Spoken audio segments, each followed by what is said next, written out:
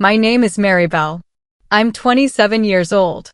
And I'm about to tell you how my entire world exploded in front of 50 wedding guests on what should have been the happiest day of my sister's life. You think you know betrayal? You think you understand what it feels like to have your heart ripped out by the people who are supposed to love you unconditionally? Let me paint you a picture of humiliation so raw, so devastating, that it still makes my hands shake when I think about it. The church bells had just finished their triumphant song. Rose petals littered the marble steps like drops of blood on pristine white stone. My sister Elena looked radiant in her ivory gown, but all I could see were my parents' calculating eyes scanning the crowd of guests. They had that look, the same predatory gleam they got whenever they smelled opportunity. Maribel, darling, my mother's voice sliced through the celebration like a blade wrapped in silk. We need to talk.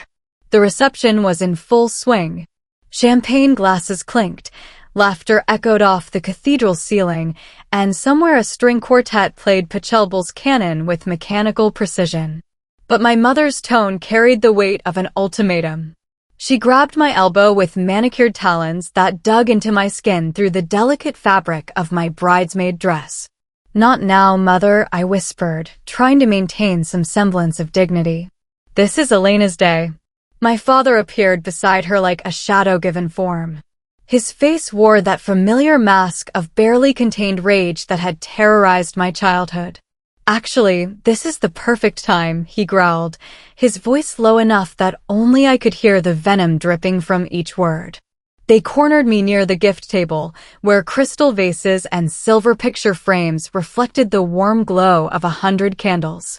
The irony wasn't lost on me. Surrounded by symbols of new beginnings while my own world prepared to crumble. "The penthouse keys," my mother demanded, her voice rising just enough to catch the attention of nearby guests. "Hand them over. Now." My blood turned to ice water in my veins. The penthouse. My sanctuary. The one place in this godforsaken world where I could breathe, without their suffocating expectations crushing my lungs. They wanted it. Of course they wanted it. "Absolutely not," I said, my voice steady despite the earthquake building in my chest. The slap came without warning. The sound cracked through the reception hall like a gunshot. 50 heads turned in perfect synchronization, their conversations dying mid-sentence. My cheek erupted in fire, and I felt my grandmother's antique earring, the one she'd given me on her deathbed, fly off and skitter across the polished floor like a wounded bird. The silence that followed was deafening. Not the comfortable quiet of contentment, but the suffocating hush of collective shock. I could feel their eyes on me, boring into my skin like hot needles. Whispers began to spread through the crowd like wildfire. Did she just? In front of everyone. At her own daughter's wedding. My mother's face twisted into something ugly and unrecognizable. "You ungrateful little bitch," she hissed, her voice carrying across the suddenly silent room. "After everything we've given you, everything we've sacrificed." Sacrificed. The word exploded from my throat before I could stop it. "You want to talk about sacrifice? You want to discuss what you've given me?" My father stepped closer, his presence looming like a thundercloud ready to burst. "Lower your voice," he commanded through gritted teeth. "You're making a scene." A scene. I was making a scene. Not the woman who'd just assaulted her daughter in front of a room full of wedding guests. Not the man whose face had turned the color of spoiled wine with barely contained fury. Me. The victim. I was the problem. The pain in my cheek radiated down my neck, but it was nothing compared to the agony tearing through my chest. These people, these monsters wearing the faces of my parents, had just humiliated me in the most public way possible. And they expected me to apologize for defending myself. "You know what?" I said, my voice carrying clear and strong across the reception hall. "You're right.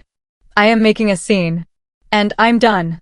I turned on my heel and walked toward the exit, my heels clicking against the marble floor like a countdown to detonation. Behind me, I could hear the explosion of whispers and gasps, the rustle of expensive dresses as guests leaned in to share their shock and speculation. Elena's voice cut through the chaos. "Maribel, wait. But I didn't stop. I couldn't stop. If I turned around, if I looked at my sister's face and saw pity or disappointment or worse, understanding, I would shatter into a million pieces right there on her wedding day. The cool evening air hit my burning cheek like a blessing. I stumbled down the church steps, my vision blurred by tears I refused to let fall. Not here. Not where they could see. I wouldn't give them that satisfaction. My phone buzzed in my clutch.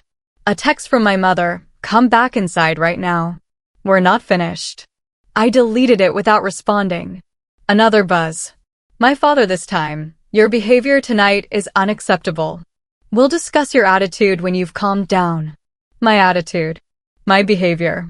As if I'd been the one to create this nightmare.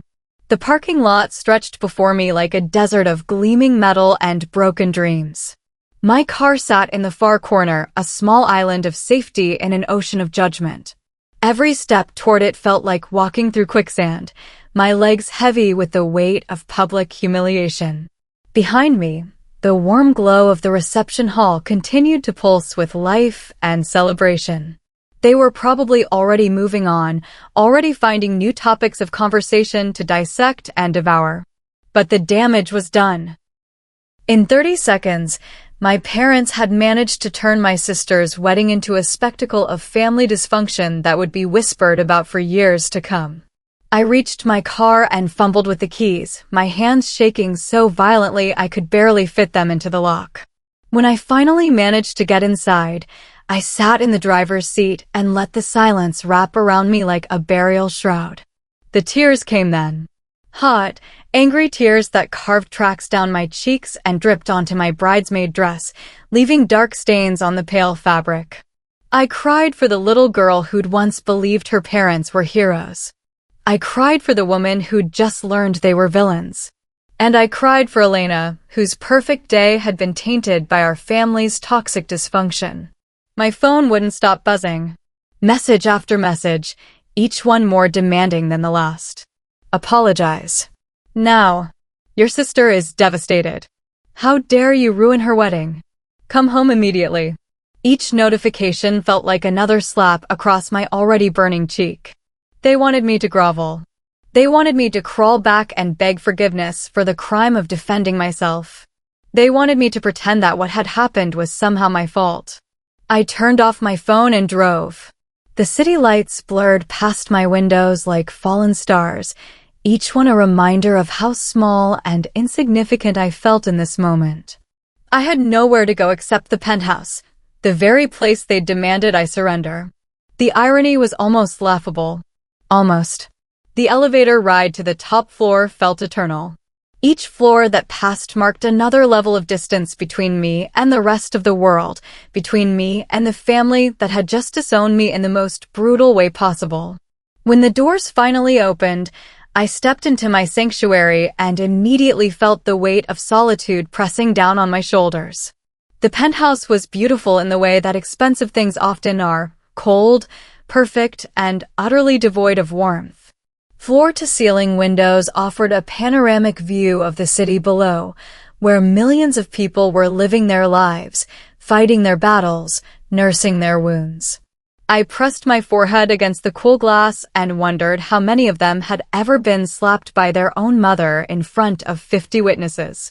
My reflection stared back at me from the dark window, mascara smudged, hair disheveled, my cheeks still bearing the red handprint of my mother's fury. I looked like a victim. I looked broken. That's when I decided I was done looking like anything other than a survivor.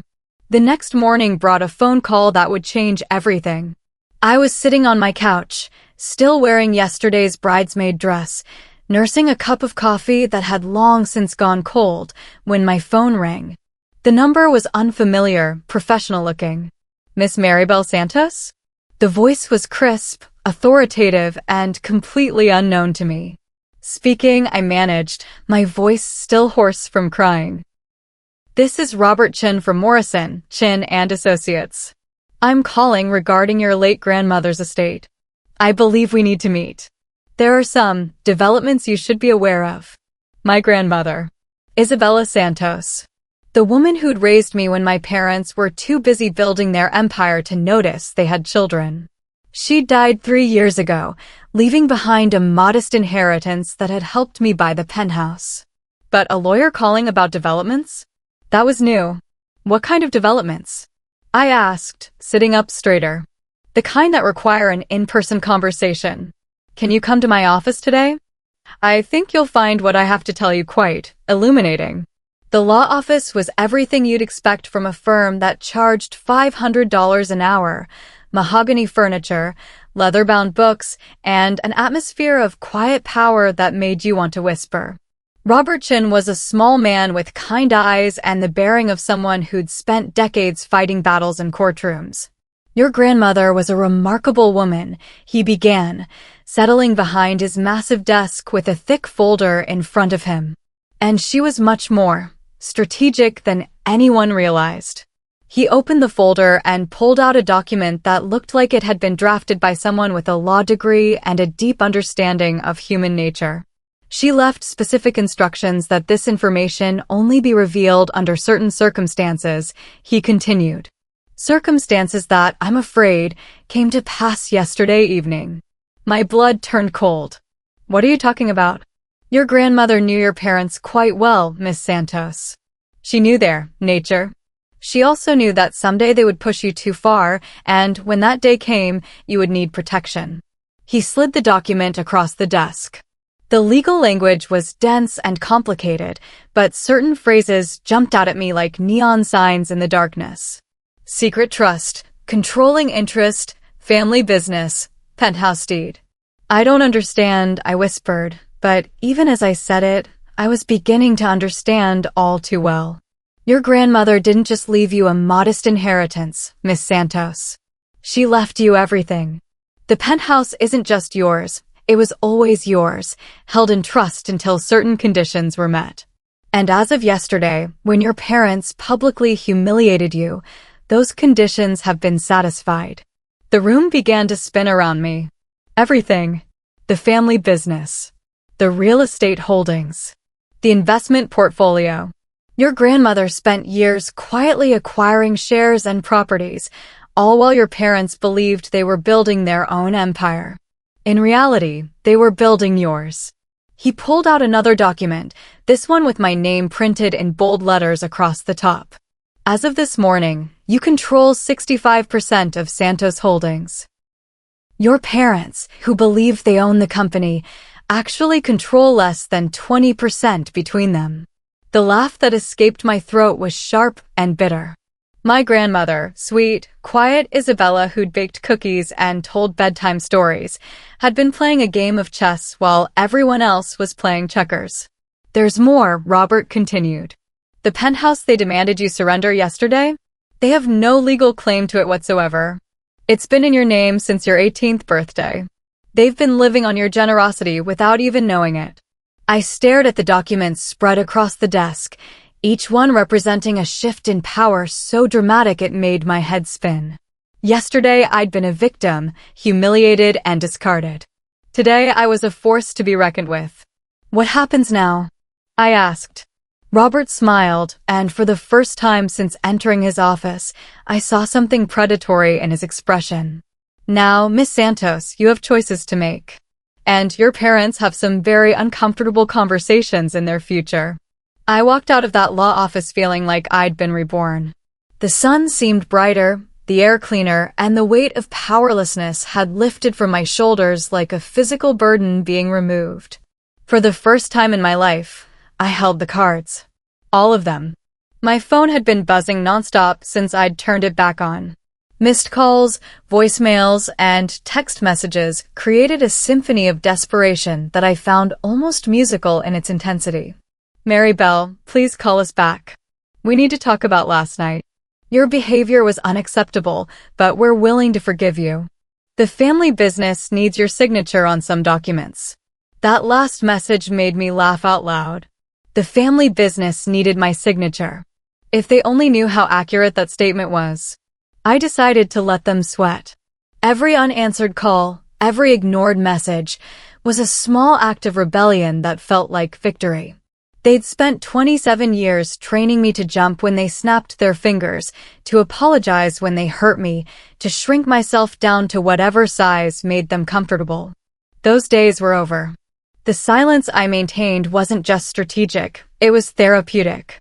For years, I'd filled every uncomfortable moment with words, explanations, apologies for existing. Now I was learning the power of saying nothing at all. Silence, I discovered, was its own form of communication. And the message it sent was loud and clear. I was done dancing to their tune. My sister called on Tuesday afternoon. Her voice was small and tired when I finally answered. Maribel? Thank God. I've been so worried. Elena.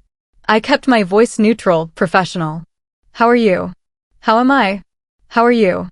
Mom and Dad are going crazy. They've called everyone looking for you. They think you've had some kind of breakdown. A breakdown. Of course that's how they'd frame it. Not as a natural response to public humiliation, but as evidence of my instability. I'm fine, I said simply. You're fine? Maribel, you walked out of my wedding. In front of everyone. Do you have any idea how that looked? There it was. The guilt trip I'd been expecting. Elena's pain was real. I could hear it in her voice, but it was misdirected. I wasn't the one who'd turned her wedding into a circus. I'm sorry your day was ruined, Elena. But I'm not sorry for refusing to let them abuse me in public.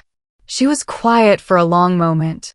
When she spoke again, her voice was smaller, more uncertain. They said you were being selfish about the penthouse. That you refused to help the family when we needed it. And you believe them? Another pause. I don't know what to believe anymore. That conversation ended with Elena in tears and me more resolved than ever to maintain my distance. She was my sister, and I loved her, but she'd chosen her side when she blamed me for ruining her wedding instead of holding our parents accountable for their behavior. The lawyer's advice echoed in my mind. Sometimes the most powerful thing you can do is nothing at all. Let them wonder. Let them worry. Let them realize that their actions have consequences. So I did nothing. I didn't call back. I didn't explain myself. I didn't justify my position or defend my choices.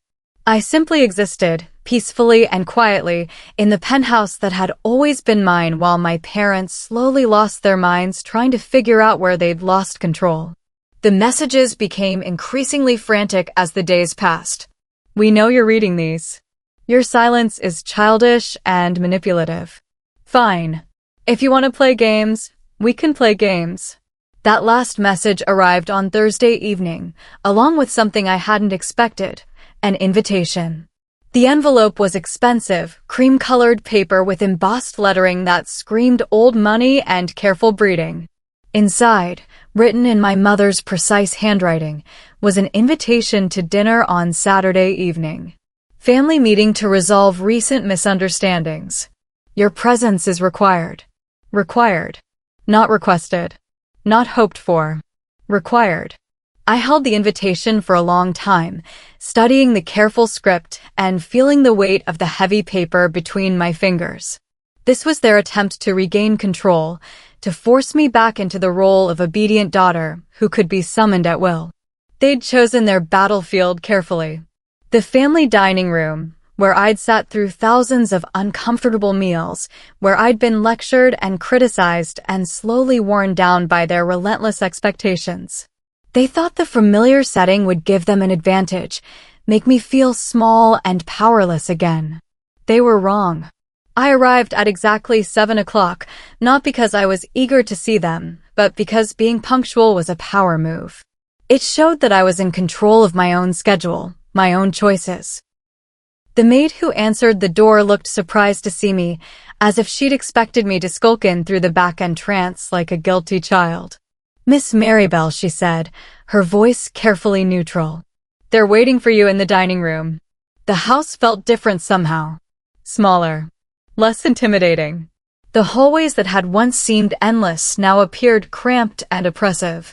The portraits of dead relatives that had watched over my childhood with disapproving eyes now looked like faded reminders of a past that no longer had power over me. The dining room was exactly as I'd expected. The long mahogany table was set for 4, with my parents positioned at either end like opposing generals and my sister seated in the middle like a nervous negotiator. They'd arranged the seating so that I would be forced to sit with my back to the door, a subtle psychological tactic designed to make me feel trapped. I chose a different chair entirely, one that gave me a clear view of both exits, and put the window at my back. Sunlight streamed through the glass, creating a natural halo effect that I found amusing given the circumstances. "Maribel," my father said, his voice carefully controlled. "Thank you for coming." I didn't respond. I simply sat down, folded my hands in my lap, and waited. Let them fill the silence. Let them explain themselves. My mother's eye was twitching, a tell I'd learned to recognize years ago. She was nervous, which was interesting. I'd never seen her nervous before. "We wanted to clear the air about what happened at Elena's wedding," she began, her voice taking on that saccharine tone she used when she was trying to manipulate someone. Obviously, emotions were running high, and things were said. Things were said. I interrupted quietly. "Is that what we're calling it?" Her face flushed slightly. "You are being difficult about a simple request." "Simple request?" I kept my voice level, almost conversational. "You demanded that I hand over the keys to my home in front of 50 wedding guests. When I refused, you assaulted me. In what universe is that a simple request?" Elena shifted uncomfortably in her chair. My father's jaw was clenched so tightly I could see the muscles jumping under his skin. "You're exaggerating," my mother said dismissively. It was barely a tap. A tap that sent my earring flying across the room and left a handprint on my face for 3 days. "You're being dramatic." "Am I?" I leaned back in my chair, studying her face with the detachment of a scientist observing a particularly unpleasant specimen. "Tell me, Mother, how would you have reacted if someone tapped you like that in front of a room full of people?" She opened her mouth to respond, then closed it again. For the first time in my life, I'd managed to render her speechless. My father cleared his throat, clearly deciding to take a different approach. "Maribel, we're family. Family forgives and moves forward. What's done is done. Now we need to focus on the future." "The future," I repeated. "You mean the future where I pretend Saturday night never happened? Where I smile and nod and hand over my keys like a good little girl?" "We mean the future where we work together for the good of the family business," he said, his voice taking on that authoritative tone that had intimidated me for decades. "There are some documents that need your signature. Nothing major, just some paperwork to streamline operations." And there it was. The real reason for this dinner. They didn't want to reconcile. They wanted my signature on documents that would likely sign away whatever power they thought I had. They were still playing the same game, still trying to manipulate me into compliance. If only they knew. "What kind of documents?" I asked mildly. "Just some restructuring agreements," my mother said quickly. "Very standard. Our lawyers have assured us." "Your lawyers?" I smiled, and something in my expression made her falter. "How interesting. Have your lawyers happened to mention anything unusual about the family business structure lately?" The look that passed between my parents was worth every moment of humiliation I'd suffered. Confusion. Concern. The first flickering hint of fear. "What are you talking about?" my father demanded. I reached into my purse and pulled out a folder. Not the full legal documents, just enough to make my point. I placed it on the table between us like a declaration of war. "I'm talking about the fact that your lawyers might want to take a closer look at exactly who owns what in this family." Elena leaned forward. "Maribel, what are you saying?" "I'm saying that grandmother was much smarter than any of us realized. And apparently, she understood this family better than I gave her credit for." My father's face was turning that familiar shade of dangerous red. "Stop speaking in riddles and tell us what the hell you're talking about." The old me would have shrunk back from his tone. The old me would have apologized and explained and tried to make everyone comfortable. But the old me had died on Saturday night, slapped to death in front of 50 witnesses. I'm talking about the fact that Saturday night wasn't just a family dispute. It was a business meeting. And as of Monday morning, I learned exactly who's really in charge of Santos Holdings. I stood up slowly, deliberately, making sure my movements were calm and controlled. See, while you two were busy building what you thought was your empire, grandmother was quietly making sure that empire would eventually belong to someone who deserved it. The silence that followed was different from the awkward quiet of earlier. This was the silence of a bomb going off, of a world shifting on its axis. "You're lying," my mother whispered. "Am I?" I pulled one document from the folder, just the signature page, with the company letterhead clearly visible. Santos Holdings, 65% controlling interest, held in trust for Maribel Isabella Santos, released upon fulfillment of specific conditions. My father grabbed the paper with shaking hands. I watched his face cycle through disbelief, confusion, and finally, dawning horror. "This isn't possible," he said. "It's not only possible, it's legal. Binding. And as of Saturday night, when you publicly humiliated your daughter at a family event, officially activated." Elena looked back and forth between us like she was watching a tennis match. "I don't understand. What does this mean?" I looked at my sister with something that might have been pity. "It means, Elena, that the penthouse they demanded I hand over isn't theirs to take. It never was. It means that the family business they've been using to control and manipulate us for decades isn't actually theirs either." But that's impossible," my mother stammered. "We built this company. We sacrificed everything." "You built it with grandmother's money," I said simply. "Her investments, her connections, her financial backing.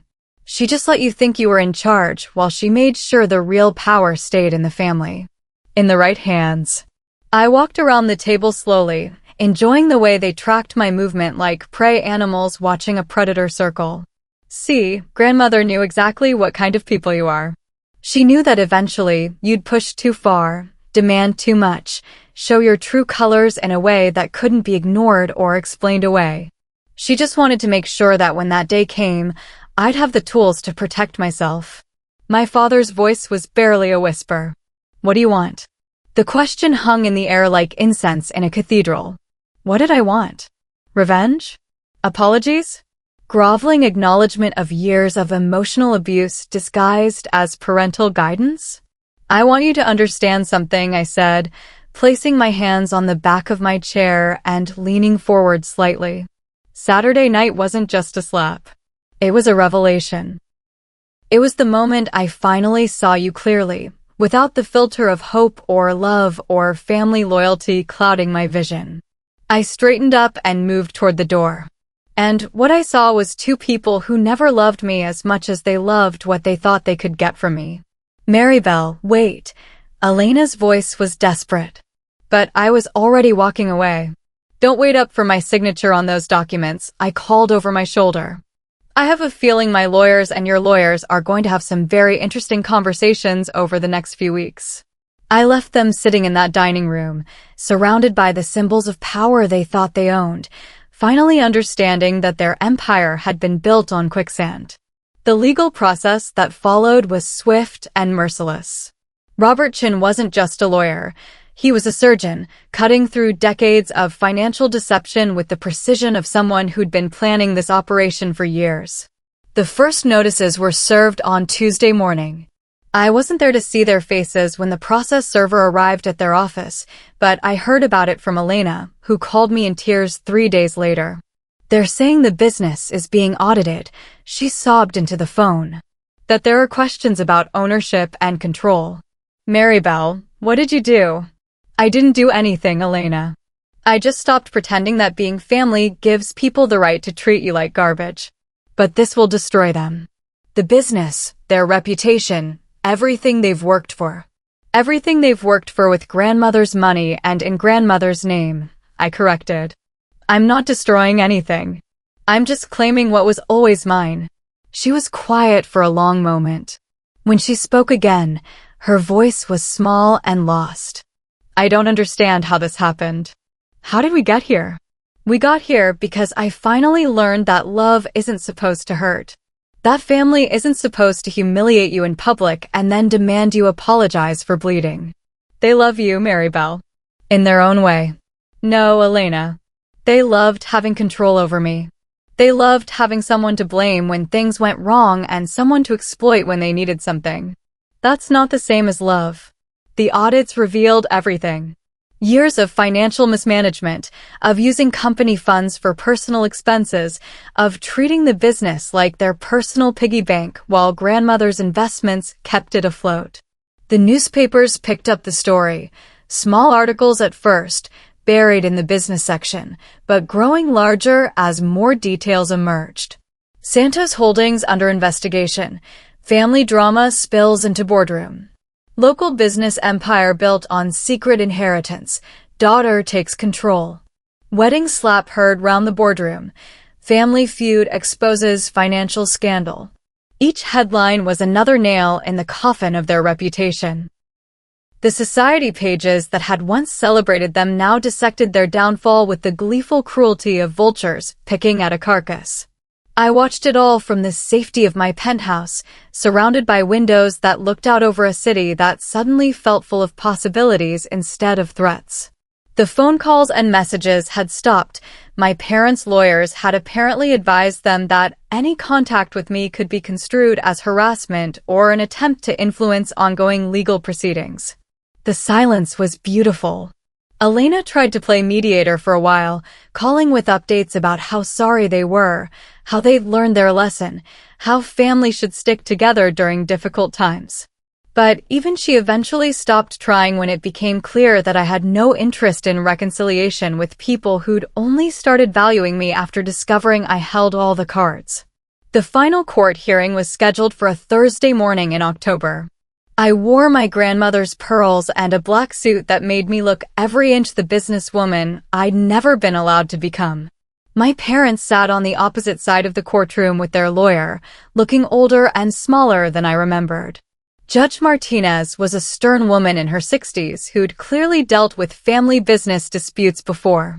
She listened to both sides with the patient attention of someone who'd heard every possible variation of greed and betrayal disguised as family drama.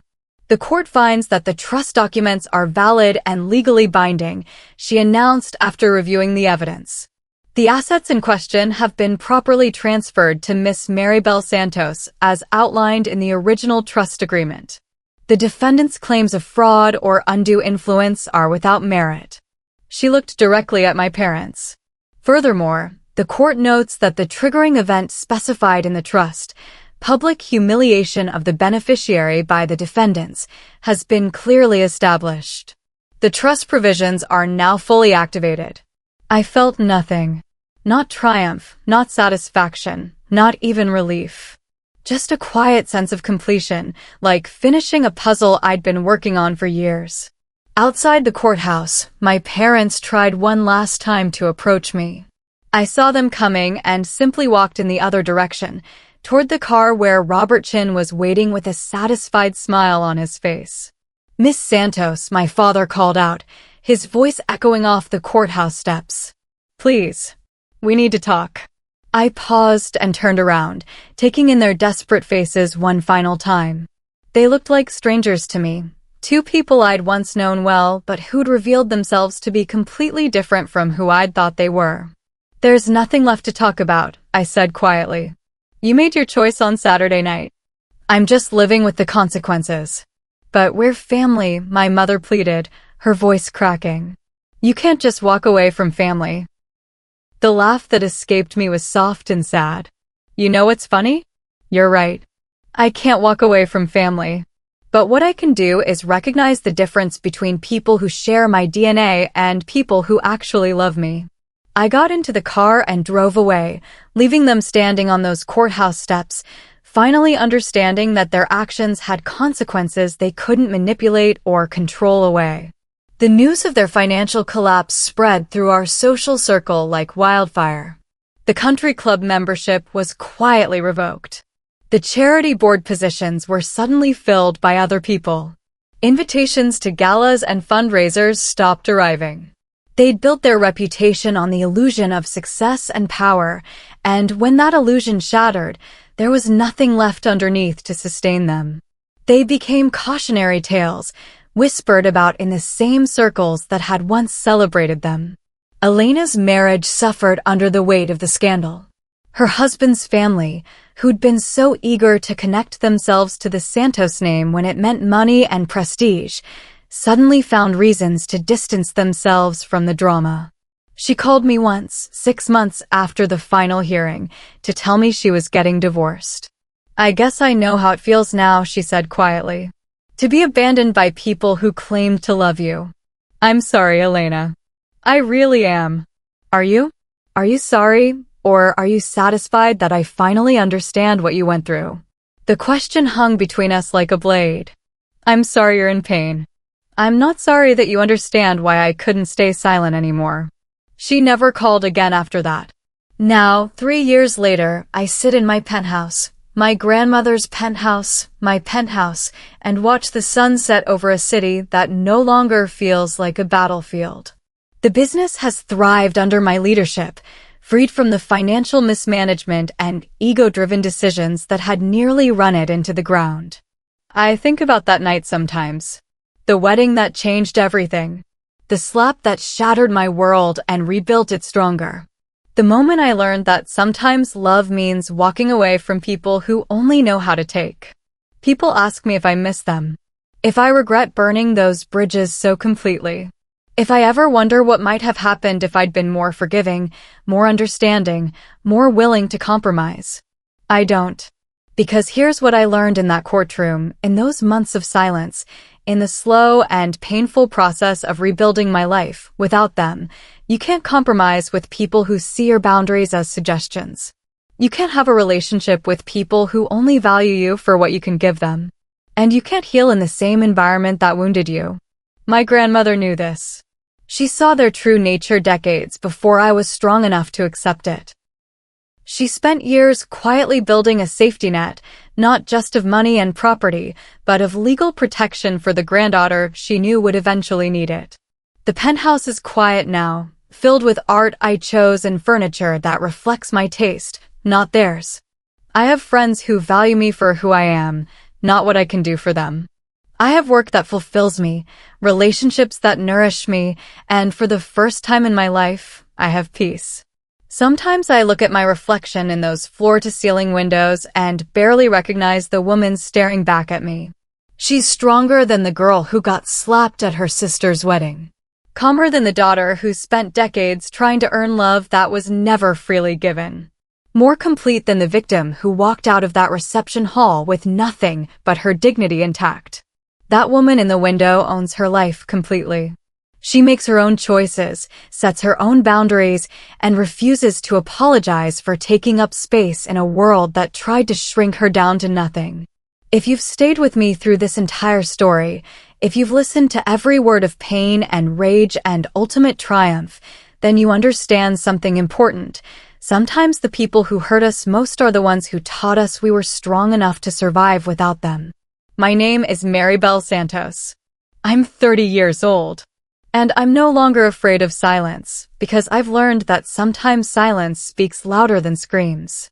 If you can sit through 50 minutes of my story and not understand why I chose freedom over family, why I chose peace over reconciliation, why I chose myself over people who never really saw me at all, then you've missed the point entirely. But if you're sitting there thinking about your own boundaries, your own worth, your own right to be treated with basic human dignity by the people who claim to love you, then maybe my grandmother's lesson worked exactly the way she intended it to. Sometimes the greatest gift you can give someone is the legal, financial, and emotional tools to save themselves. And sometimes the greatest gift you can give yourself is the courage to use them.